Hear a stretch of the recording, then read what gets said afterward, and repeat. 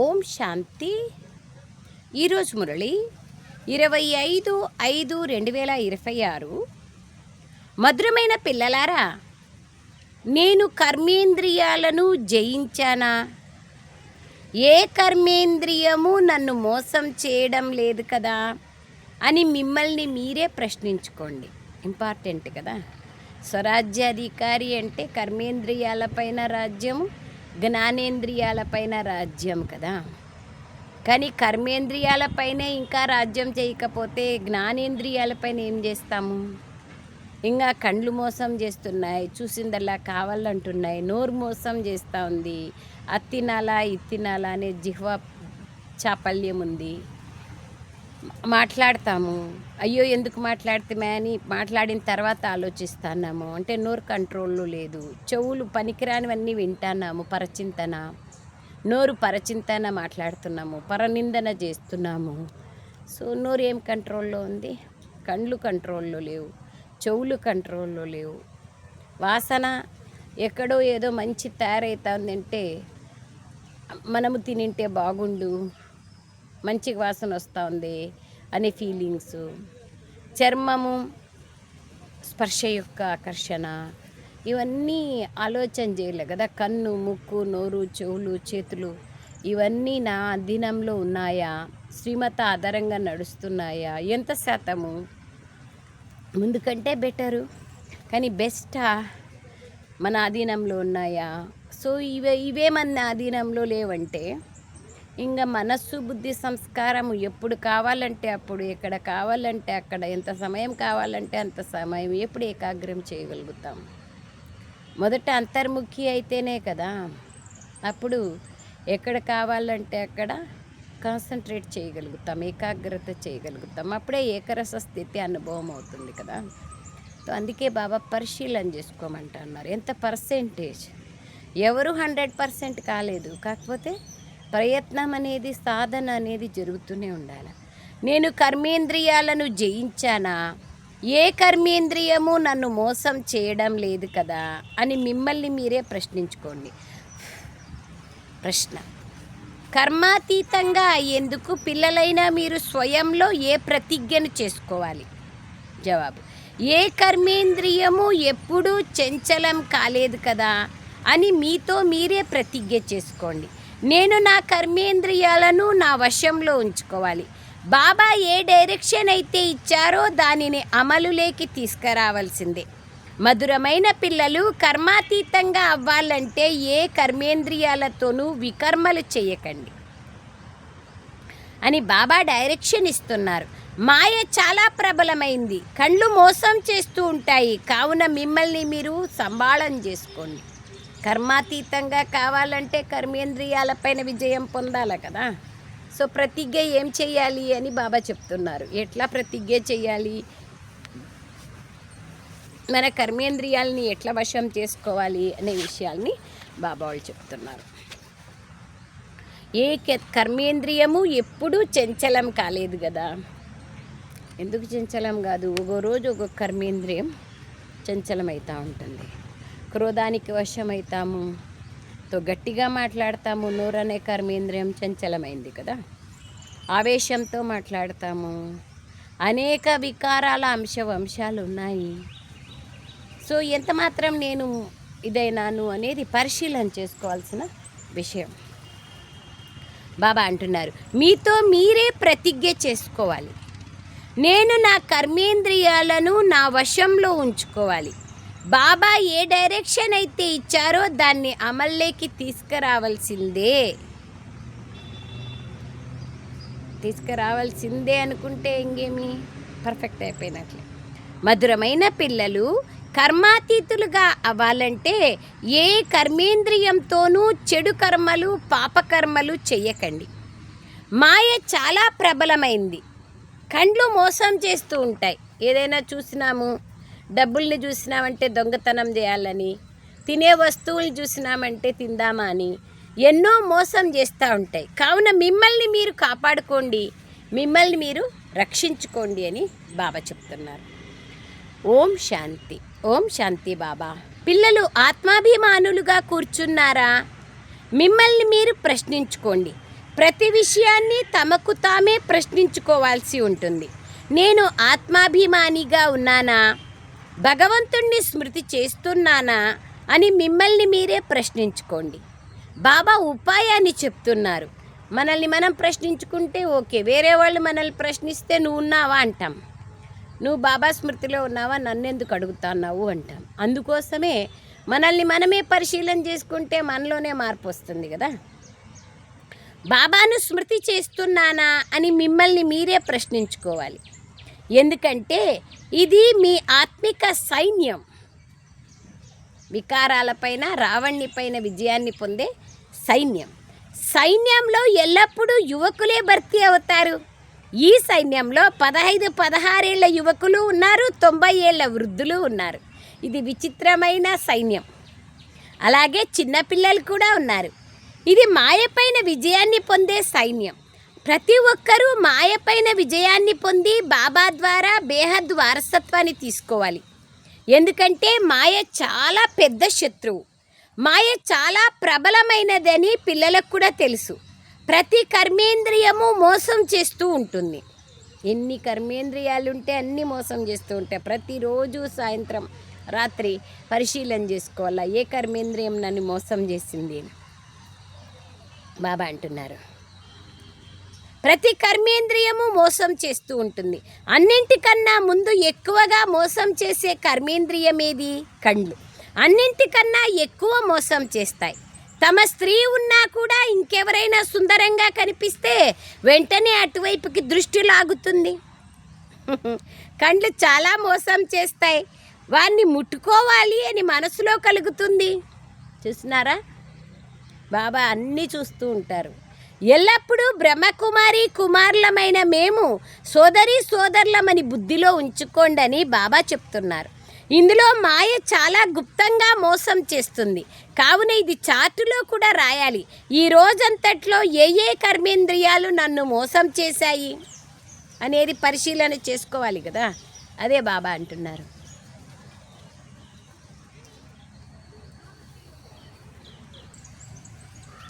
బాబా ఎంత స్పష్టంగా చెప్తున్నారు చూడండి. ఎల్లప్పుడూ బ్రహ్మకుమారి కుమారులమైన మేము సోదరి సోదరులమని బుద్ధిలో ఉంచుకోండి అని పిల్లలకు అర్థం చేయించడం జరుగుతుంది. ఇందులో మాయ చాలా గుప్తంగా మోసం చేస్తుంది. కావున ఇది చార్టులో కూడా రాయాలి. ఈ రోజంతట్లో ఏ ఏ కర్మేంద్రియాలు నన్ను మోసం చేశాయి? అన్నింటికన్నా పెద్ద శత్రువు ఈ కళ్ళు. ఫలానాను చూశాను, నా దృష్టి వెళ్ళింది అని రాయాలి. సూరదాసుని ఉదాహరణ కూడా ఉంది కదా. అతడు తన కళ్ళను తీసేసుకున్నాడు. మిమ్మల్ని మీరు పరిశీలించుకున్నట్లయితే కళ్ళు ఎక్కువగా మోసం చేస్తాయని అర్థమవుతుంది. తమ స్త్రీని కూడా వదిలి ఇంకెవరైనా సుందరమైన వారిని చూస్తే వారిపైన బలిహారం అవుతారు. ఈ కాలంలో అయితే దానికి ఏమీ వాల్యూ లేదు. ఎవరైనా పాడడంలో చురుకుగా ఉంటే మంచిగా పాడుతున్నారు, పాటలు పాడతారు అంటే, మంచిగా శృంగారం చేసుకున్నారంటే కళ్ళు వెంటనే చంచలమైపోతాయి. కావుననే ఈ కళ్ళు చాలా మోసగిస్తాయని బాబా అంటారు. సేవ కూడా చేస్తూ ఉంటారు, కానీ కళ్ళు బాగా మోసం చేస్తాయి. సేవకు కండ్లకు ఏమీ సంబంధం లేదు. సేవ చేసినంత మాత్రాన కళ్ళు మోసం చేయకూడదు అనేది ఏమి లేదు. ఈ శత్రువుని పూర్తిగా గమనించాలి. లేకపోతే మా పదవిని మేమే భ్రష్టం చేసుకుంటున్నామని భావించండి. వివేకవంతులైన పిల్లలు తమ వద్ద డైరీలో రాసుకోవాలి. ఫలానాను చూశాను, చూసినప్పుడు నా దృష్టి అటువైపుకి వెళ్ళింది అని రాసుకోవాలి. ఎంత స్పష్టంగా చెప్తున్నారు చూడండి బాబా.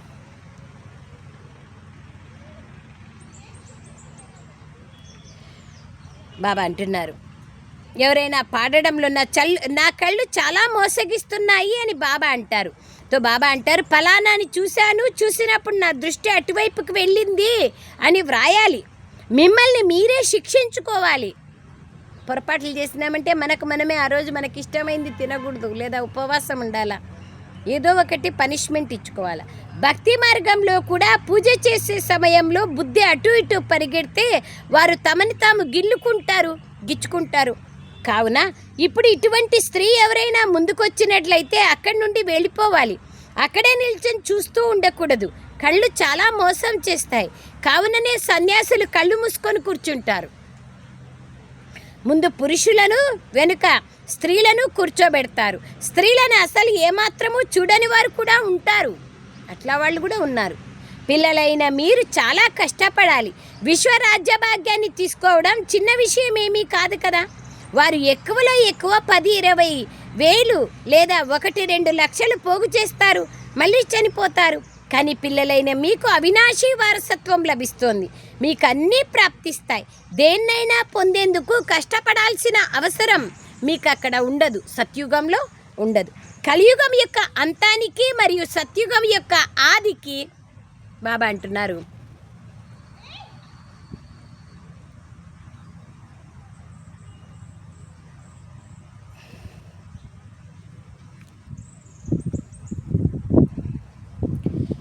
కానీ పిల్లలైన మీకు అవినాశీ వారసత్వం లభిస్తుంది.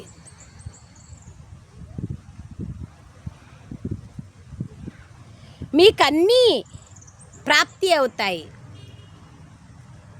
దేన్నైనా పొందేందుకు కష్టపడాల్సిన అవసరం ఉండదు. కలియుగపు అంతానికి మరియు సత్యుగం ఆదికి, రాత్రికి పగలుకు ఉన్నంత తేడా ఉంది. ఇక్కడ ఏమీ లేదు. ఈ ప్రపంచంలో ఏముంది? మెహల్మాడి ఉందంటే స్వర్గం అనుకుంటా అన్నారు. క్షణభంగురమైన సుఖం మాత్రమే. ఇప్పుడు మీది పురుషోత్తమ సంగమ యుగం. పురుషోత్తముడు అన్న పదం తప్పకుండా రాయాలి. మనుషుల నుండి దేవతలుగా అయ్యేందుకు ఒక క్షణం పట్టదు. మీరిప్పుడు బ్రాహ్మణులుగా అయ్యారు. మనుషులు పూర్తి అంధకారంలో ఉన్నారు. స్వర్గంను చూడలేని వారు చాలామంది ఉన్నారు. పిల్లలు, మీ ధర్మం చాలా సుఖాన్నిచ్చే ధర్మం అని బాబా అంటారు. మనుషులకేమీ తెలీదు. స్వర్గం అంటే ఏమిటో భారతవాసులు కూడా మర్చిపోయారు. ఒకప్పుడు స్వర్గం ఉండేదని క్రిస్టియన్లు కూడా అంటారు. ఈ లక్ష్మీనారాయణలను గాడెసెస్ అని అంటారు కదా. మరి తప్పకుండా భగవంతుడే వారిని అలా తయారు చేస్తారు కదా. చాలా కష్టపడాలని బాబా అర్థం చేయిస్తున్నారు. రోజు మీ లెక్కాచారాన్ని చూసుకోండి. ఏ కర్మేంద్రియము నన్ను మోసం చేసింది అన్నది చూడండి. నోరు కూడా చాలా మోసం చేస్తుంది. ఇంతకుముందు కచేరీ జరిగేది. అందరూ తమ తప్పుని చెప్పేవారు. నేను ఫలానా వస్తువుని దొంగలించి తిన్నాను అని స్పష్టంగా చెప్పేవారు. మంచి మంచి పెద్ద ఇళ్ల నుండి వచ్చిన పిల్లలు కూడా చెప్పేసేవారు. మాయ ఇలా యుద్ధం చేస్తూ ఉంటుంది. ఇతరులకు తెలియకుండా తినడం కూడా దొంగతనమే కదా. అది శివబాబా యజ్ఞం నుండి దొంగతనం చేయడం చాలా చెడ్డ విషయం. చిన్న వస్తువుని దొంగలించిన వారు రేపు లక్షల్ని కూడా దొంగలిస్తారు. అండర్లైన్ చేసుకోండి. బాబా ఏమేం చెప్తా అన్నారు. మధుబనానికి పోతారు, టోలీ ఇస్తారంటే ఎన్ని టోలీలు తెచ్చి రూమ్లో పెట్టుకుంటారు ప్రతిరోజు. సో ఇదంతా ఎంత కక్కుర్తి కదా. అంటే నోరు మోసం చేస్తుంది. తినాలని కళ్ళు మోసం చేస్తున్నాయి. రేపు లక్షల్ని కూడా దొంగలిస్తారు. మాయ పూర్తిగా ముక్కు పట్టుకుంటుంది. ఈ అలవాటు చాలా చెడ్డది. ఇలాంటి చెడ్డ అలవాట్లు ఉంటే నేనేమవుతాను? స్వర్గంలోకి వెళ్ళడం ఏమంత పెద్ద విషయం కాదు. కానీ అందులో కూడా పదవులున్నాయి కదా. రాజెక్కడా, ప్రజలెక్కడా? ఎంత తేడా ఉంది. కావున కర్మేంద్రియాలు కూడా చాలా మోసం చేస్తూ ఉంటాయి. వాటిని సంభాళించుకోవాలి. ఉన్నత పదవిని పొందాలంటే బాబా డైరెక్షన్ పైన పూర్తిగా నడవాలి. బాబా డైరెక్షన్ ఇస్తున్నారు. మాయ మధ్యలో వచ్చి విఘ్నాలను వేస్తుంది. మర్చిపోకండి. లేకపోతే చివర్లో చాలా పశ్చాత్తాపడాల్సి ఉంటుంది. ఫెయిల్ అయ్యే వారికి సాక్షాత్కారం కూడా జరుగుతుంది. మేము నర నుండి నారాయణుడిగా అవుతామని ఇప్పుడు మీరు అంటారు. కానీ మిమ్మల్ని మీరు ప్రశ్నించుకోండి. మీ లెక్కాచారాలు తీయండి. అర్థం చేసుకొని అమల్లోకి తీసుకొచ్చేవారు చాలా కొద్దిమంది ఉన్నారు. దీని ద్వారా మీ ఉన్నతి బాగా జరుగుతుందని బాబా అంటారు. మొత్తం రోజంతటి లెక్కాచారాన్ని రాయాలి. ఈ కళ్ళు చాలా మోసగిస్తాయి. ఎవరినైనా చూస్తే చింతన నడుస్తుంది. ఈవిడ చాలా బాగుంది అని భావిస్తారు. వారితో మాట్లాడతారు. వారికి ఏదైనా కానుక ఇవ్వాలి అనుకుంటారు. బాగా ఆలోచన చేయండి ఏమేమున్నాయని. ఏదైనా తినిపించాలని మనసులో కలుగుతుంది. అదే చింతన నడుస్తూ ఉంటుంది. 8 రత్నాలే గౌరవార్థంగా పాస్ అవుతారు. మాల కూడా ఈ 8 రత్నాలదే ముఖ్యంగా మహిమ చేయబడుతుంది. ఏదైనా గ్రహచారం పడితే రత్నాల ఉంగరాన్ని తయారు చేసుకొని ధరిస్తారు. ఇందులో శ్రమ చాలా ఉందని పిల్లలకు తెలుసు. కొంతమంది చిన్నక్కాయలు పెద్దక్కాయలు ఎక్కడైనా పోయినారంటే చిన్నక్కాయలకి వాళ్ళకి ఏం కావాలో తెచ్చిస్తారు, పాపం వాళ్ళని వశం చేసుకుంటారు. జ్ఞానం అధూర జ్ఞానం, సరిగ్గా జ్ఞానము లోపలికి పోదు, ధారణ కాదు. అందుకనే అవన్నీ కర్మేంద్రియాలు బాగా మోసం చేస్తూ ఉంటాయి. ఇది రావణ రాజ్యం కదా, అక్కడ చింతించాల్సిన విషయమే ఉండదు సత్యుగంలో. ఎందుకంటే అక్కడ రావణ రాజ్యమే లేదు, చింత విషయమే లేదు. అక్కడ కూడా చింత ఉంటే ఇక స్వర్గానికి నరకానికి తేడా ఏముంది? పిల్లలైన మీరు చాలా చాలా ఉన్నత పదవిని పొందేందుకు భగవంతుని నుండి చదువుతున్నారు. మాయ నింద వేస్తుంది, నేను వచ్చి ఉపకారం చేస్తానని బాబా అర్థం చేయిస్తున్నారు. మీరు అపకారం చేశారు, కానీ నేను ఉపకారం చేస్తాను. పిల్లలు, మీరు అశుద్ధ దృష్టిని కలిగి ఉన్నట్లయితే మిమ్మల్ని మీరే నష్టపరుచుకుంటారు. ఇది చాలా పెద్ద గమ్యం, కావున మీ లెక్కాచారాన్ని చూసుకోండి అని బాబా అంటున్నారు. నేను ఏ వికర్మలు చేయలేదు కదా, ఎవరిని మోసగించలేదు కదా. ఇప్పుడు వికర్మాజీతులుగా అవ్వాలి. వికర్మాజీత సంవత్సరాన్ని కూడా జరుపుకుంటారు, కానీ దాని గురించి పిల్లలైన మీకు తప్ప ఇంకెవ్వరికీ తెలియదు. 5000 సంవత్సరాల క్రితం వికర్మాజీతులుగా మీరు అయినారు. మళ్ళీ వికర్మలు చేయడంతో వామ మార్గంలోకి వెళ్ళిపోతారు. కర్మ, అకర్మ, వికర్మలు అన్న పదాలు కూడా ఉన్నాయి. మాయా రాజ్యంలో మనుషులు ఏం చేసినా అవి వికర్మలే అవుతాయి. సత్యుగంలో వికారాలు ఉండవు, కావున వికర్మలు కూడా జరగవు. దేహభ్రాంతే ఉండదు, అది కూడా మీకు తెలుసు. ఎందుకంటే మీకు జ్ఞానం అనే 3వ నేత్రం లభించింది. మీరు త్రినేత్రులుగా అయ్యారు. త్రినేత్రులుగా, త్రికాలదర్శులుగా తయారు చేసేవారు ఒక్క బాబాని. మీరు ఆస్తికులుగా అయ్యారు, కావున త్రికాలదర్శులుగా అయ్యారు. ఆస్తికులు అంటే బాబాని తెలుసుకున్నాం, నేనెవరో నన్ను నేను తెలుసుకున్నాను, అప్పుడే త్రికాలదర్శిగా అయ్యాను. మొత్తం డ్రామా రహస్యం అంతా బుద్ధిలో ఉంది. మూలవతనము, సూక్ష్మవతనము, స్థూలవతనం, ఇది 84 జన్మల చక్రం. ఆ తర్వాత ఇతర ధర్మాలు వృద్ధిని పొందుతూ ఉంటాయి. వారెవ్వరూ సద్గతినివ్వలేరు. వారిని గురువు అని అనడానికి కూడా వీల్లేదు.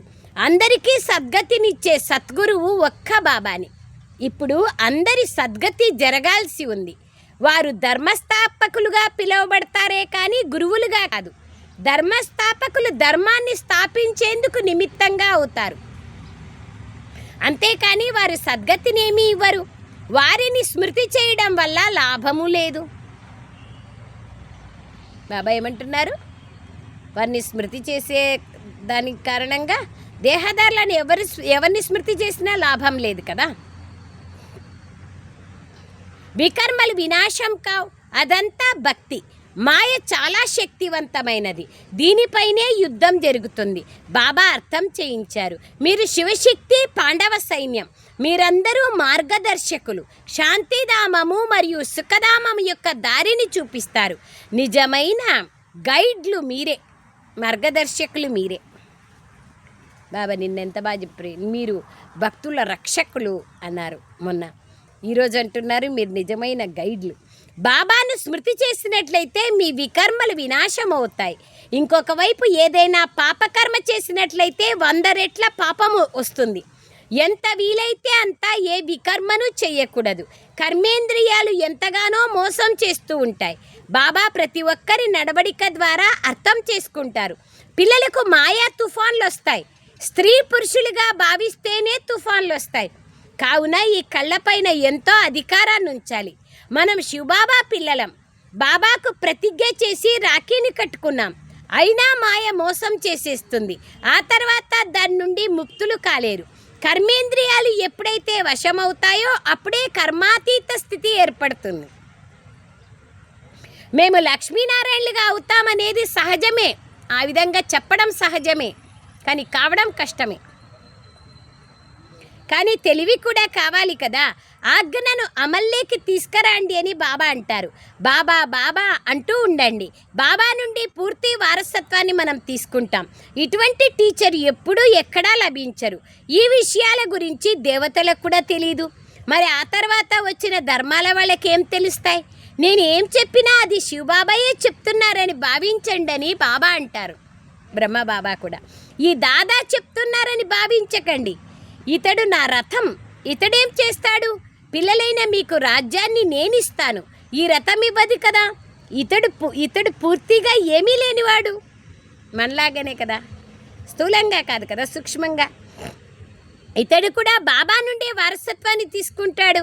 ఏ విధంగా మీరు పురుషార్థం చేస్తున్నారో అలాగే ఇతడు కూడా చేస్తున్నాడు. ఇతడు కూడా విద్యార్థి జీవితంలోనే ఉన్నారు. నేను ఈ రథాన్ని అద్దెకు తీసుకున్నాను. ఇది తమోప్రధానమైనది. మీరు పూజ్య దేవతలుగా అయ్యేందుకు, మనుషుల నుండి దేవతలుగా అయ్యేందుకు చదువుతున్నారు. ఎవరి భాగ్యంలోనైనా లేకపోతే నాకు సంశయం ఉంది, శివబాబా వచ్చి ఎలా చదివిస్తున్నారు, నాకు అర్థం కావడం లేదు అంటారు. బాబా స్మృతి లేకుండా వికర్మలు వినాశం కావు, పూర్తి శిక్షలు అనుభవించాల్సి ఉంటుంది. ఇక్కడ రాజ్యస్థాపన జరుగుతోంది. రాజులకు ఎంతోమంది దాసులు ఉంటారు. బాబా రాజుల సంపర్కంలో ఉండేవారు. బ్రహ్మబాబా కట్నాల రూపంలో దాసీలను ఇస్తారు. ఏనుగులను, దాసులను అనేక మందిని ఇస్తారు. ఇక్కడే ఇంతమంది దాసీలు ఉన్నప్పుడు సత్యుగంలో ఇంకెంతమంది ఉంటారు? ఇక్కడ కూడా రాజధాని స్థాపన జరుగుతోంది. ఏమేమి చేస్తున్నారో బాబాకు తెలుసు. ప్రతి ఒక్కరి లెక్కాచారం ద్వారా ఈ సమయంలో చనిపోతే ఏ పదవిని పొందుతారో బాబా చెప్పగలరు. కర్మాతీత స్థితిని చివర్లో అందరూ నంబర్ వార్గా పొందుతారు. కావున ఇది సంపాదనలో మనుషులు ఎంత బిజీగా ఉంటారు. భోజనం చేస్తూ కూడా చెవికి టెలిఫోన్ అంటిపెట్టుకొని ఉంటారు. ఇటువంటి వారు జ్ఞానాన్ని తీసుకోలేరు. ఇక్కడ పేదవారు సాధారణమైన వారే వస్తారు. షావుకార్లకు ఖాళీ ఎక్కడ ఉంది అంటారు. అరే, కేవలం తండ్రిని స్మృతి చేసినట్లయితే వికర్మలు వినాశం అవుతాయి. కావున మధురాతి మధురమైన బాబా మళ్ళీ మళ్ళీ అర్థం చేయిస్తున్నారు. ప్రతి ఒక్కరికి ఈ సందేశాన్ని ఇవ్వాలి. శివబాబా వచ్చారని మాకు తెలీదు అని ఎవరు అనకూడదు. రోజంతా బాబా బాబా బాబా అంటూ ఉండాలి. కొందరు పిల్లలు చాలా స్మృతి చేస్తారు. శివబాబా అని అనడంతోనే కొందరి పిల్లలు కళ్ళ నుండి ఆనంద బాష్పాలు వచ్చేస్తాయి. ఎంత బాగా చెప్తున్నారు మురళి, సూపర్. బాబాని ఎప్పుడు కలుసుకోవాలన్నా అని పరితపిస్తూ ఉంటారు. వారు బాబాని ఎప్పుడూ చూడలేదు, అయినా తపిస్తూ ఉంటారు. కానీ కొందరు చూసినా నమ్మరు. వీరు దూరంగా ఉంటూ కూడా ఆనంద బాష్పాలు రాలుస్తూ ఉంటారు. ఇది అద్భుతం కదా. బ్రహ్మ సాక్షాత్కారం కూడా అనేకులకు జరుగుతుంది. అన్ని విషయాలు ఎంత స్పష్టంగా చెప్తారు బాబా. ఒక్క మురళీని ధారణ చేస్తే కూడా చాలు బాబ్ సమాన్ కావడానికి. మున్ముందు అనేక సాక్షాత్కారాలు జరుగుతూ ఉంటాయి. మనుషులు చనిపోయేటప్పుడు భగవంతుని స్మృతి చెయ్యండి అంటారు. మీరు కూడా శివబాబాని స్మృతి చెయ్యండి అంటారు. పిల్లలు పురుషార్థంలో త్వరగా ముందుకెళ్తూ ఉండండి. అవకాశం దొరుకుతుంది కాబట్టి ముందుకెళ్తూ ఉండండి. సంపాదన ఎంత ఉన్నతమైనది. ఎంత అర్థం చేయించినా బుద్ధిలో కూర్చోని వారు చాలామంది ఉన్నారు. అలా తయారవ్వకండి. మీ కళ్యాణం మీరు చేసుకోండి. బాబా శ్రీమతం పైన నడవండి. బాబా మిమ్మల్ని పురుషులలోకెల్లా ఉత్తమంగా తయారు చేస్తున్నారు. ఇదే మీ లక్ష్యం. బాబా సేవ కోసం ఎన్నో ఉపాయాలను చెప్తూ ఉంటారు. సందేశాన్ని అయితే అందరికీ ఇవ్వాలి. వీరు తప్పకుండా సత్యాన్నే వినిపిస్తారు అని అందరూ అర్థం చేసుకోవాలి. ఈ యుద్ధం ద్వారానే విశేషంగా భారతదేశంలో మరియు మొత్తం ప్రపంచంలో సుఖశాంతులు స్థాపన చేయబడతాయి. ఇటువంటి కరపత్రాలను అన్ని భాషల్లోనూ ముద్రించాల్సి ఉంటుంది. భారతదేశం ఎంత విశాలమైనది. ప్రతి ఒక్కరికి ఈ విషయం తెలియాలి. మాకు తెలియదు అని ఎవ్వరూ అనకూడదు. అరే, విమానాల నుండి కరపత్రాలను వేశాం, వార్తాపత్రికల్లో వేశాం, అయినా మీకు తెలియలేదా అని మీరంటారు. ఇది కూడా చూపించడం జరిగింది. అచ్చా, ఎంత బాగుంది మురళి, ఎంత టేస్టీగా ఉంది, ఎంత ధారణాయుక్తంగా ఉంది. मीठे मीठे सिखलदे बच्चों प्रति माता पिता बाप दादा का याद प्यार और गुड मॉर्निंग। रूहानी बाप की रूहानी बच्चों को नमस्ते। हम रूहानी बच्चों की रूहानी माता पिता बाप दादा को याद प्यार गुड मॉर्निंग और नमस्ते नमस्ते नमस्ते बाबा नमस्ते। ధన్యవాదాలు తండ్రి. సారాంశం.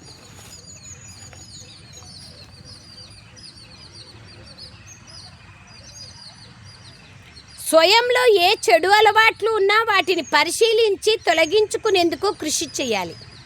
మీ సత్యమైన లెక్కాచారాన్ని రాయాలి. బాబా ఆజ్ఞానుసారంగా నడవాలి. బాబా పేరు అప్రతిష్ట పాలు చేసే పనులేవీ చేయకూడదు. మీ ఉన్నతి గురించి ఆలోచించాలి. కొద్దిగా కూడా అశుద్ధ దృష్టి ఉండకూడదు.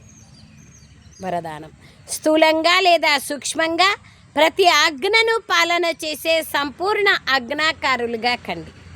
ఏ పిల్లలైతే సూక్ష్మ ఆజ్ఞలను పాలన చేస్తారో వారికే స్థూల ఆజ్ఞలను పాలన చేసే శక్తి వస్తుంది. సూక్ష్మమైన మరియు ముఖ్యమైన ఆజ్ఞ నిరంతరం స్మృతిలో ఉండండి. లేదా మనసా వాచ కర్మణ పవిత్రులుగా కండి. సంకల్పంలో కూడా అపవిత్రత యొక్క అశుద్ధత ఉండకూడదు. సంకల్పంలోనైనా పాత అశుద్ధ సంస్కారాలు స్పర్శించినట్లయితే సంపూర్ణ పవిత్రులు లేదా సంపూర్ణ వైష్ణవులు అనరు. కావున ఏ ఒక్క సంకల్పం కూడా ఆజ్ఞ లేకుండా జరగకూడదు. అప్పుడే సంపూర్ణ ఆజ్ఞాకారులు అని పిలువబడతారు. ఎంత బాగుంది స్లోగన్. బాబాని తెలుసుకొని హృదయపూర్వకంగా బాబా అని అనడం అన్నింటికన్నా పెద్ద విశేషత. అవ్యక్త సూచన: సదా అచలంగా అడవులుగా ఉంటూ ఏకరస స్థితిని అనుభవం చేసుకోండి. ఈరోజు విషయం: ఏకరస స్థితిని తయారు చేసుకునేందుకు కర్మయోగులుగా అవ్వండి. కర్మయోగి ముందుకు ఎవరు ఎలా వచ్చినా కానీ వారు స్వయం సదా అతీతులుగా మరియు ప్రియంగా ఉంటారు. వీరిని ఏ పాత్ర నడుస్తోంది అనే నాలెడ్జ్ ద్వారా తెలుసుకుంటారు. వారు మంచిని మంచిగా భావించి సాక్షిగా చూస్తారు మరియు చెడుని దయాహృదయులుగా అయ్యి దయాదృష్టి ద్వారా పరివర్తన చేసే శుభభావనతో సాక్షిగా చూస్తారు. ఇదే ఏకరసులుగా అయ్యేందుకు సాధన. వా బాబా, వా బాబా, వా. Thank you Baba, thank you very much. Om Shanti.